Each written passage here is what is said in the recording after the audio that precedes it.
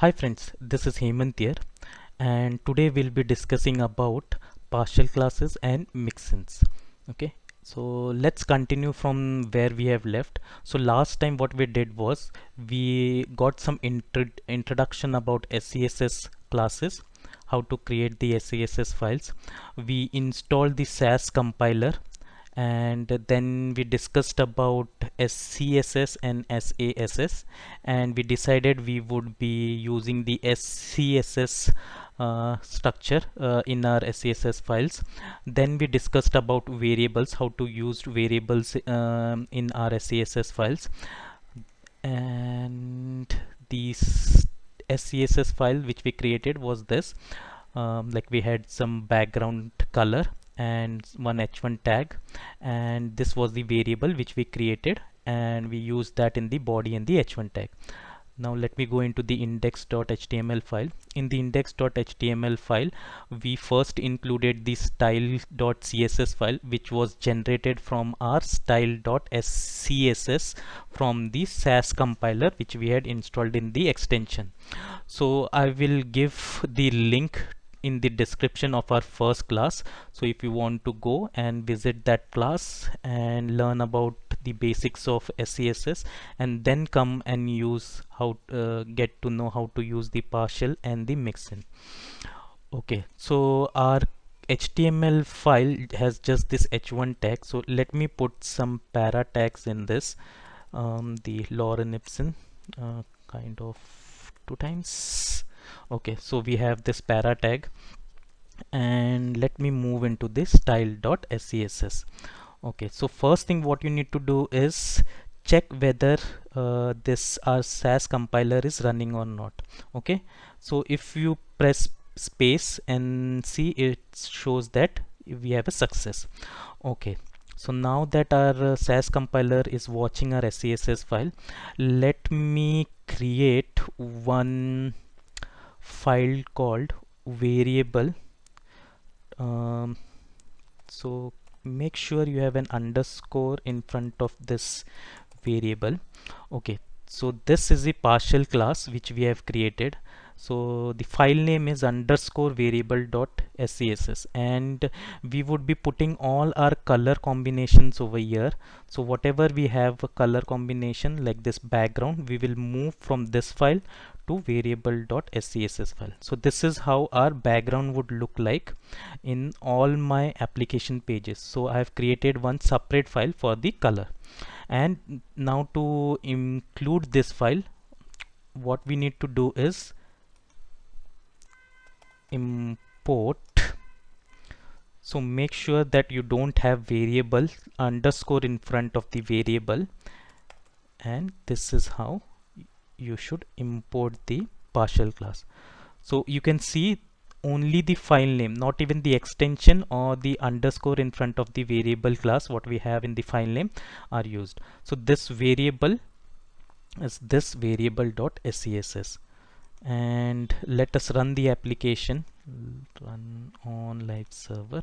Okay, so this is how it looks. The background color, this orange color, is still there, which is in our variable. So let me go and change it a bit to kind of tinge of green. Okay, and save it. Okay, let me go and make it towards white. Okay, save this file, and okay, this is how our application looks like. Our background has changed. Okay, so we completed the partial class, how to use the partial class. Now let us go and talk about mixins. So first, how mixins are created. So you need to put @mixin, and let me give this as important text, and let's have some border as 1 pixel solid red. Okay, and the back or font size as medium, or we can give 15 pixels. Okay, so in our p tag what we will do is we will use this. So how do you get this mixin in your p tag? So what you need to do is at the rate include the mixin name, that is important text. Okay, and let me close this Scss compiler and let's see. So if you see, our p tag has a border of red. Okay, so now if you see that this h1 tag has a radius on the border and it has 10 pixel radius. So let me move this into my mixin. Okay, and let me call this include in my h1 tag. Okay, so both the h1 and p should have a border and a radius of that border. Now let me give some padding in my around 10 pixels of padding in my para tag. Okay, so this is how it works. Okay, so if you see, this padding is same in our p tag as well as in h tag.